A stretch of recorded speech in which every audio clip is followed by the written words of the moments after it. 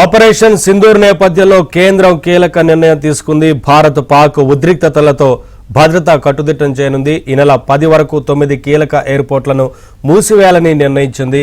జమ్మూ, శ్రీనగర్, చండీగఢ్, అమృత్సర్, లేహ్, భుజ్, జోధ్పూర్, జామ్నగర్, రాజ్కోట్ ఎయిర్పోర్ట్లు మూసివేయాలని ఆదేశాలు జారీ చేసింది.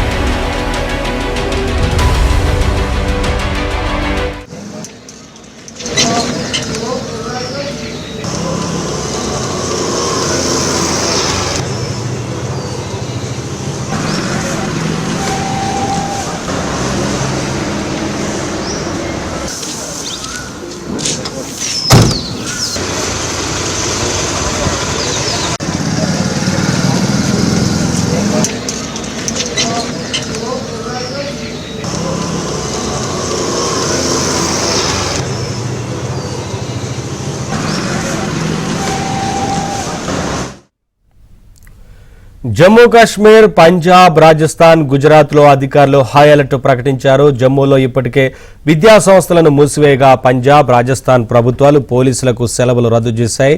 బహిరంగ సమావేశాలపై 2 రాష్ట్రాల్లో ఆంక్షలు విధించారు. పంజాబ్, రాజస్థాన్లో సరిహద్దులు మూసివేశారు.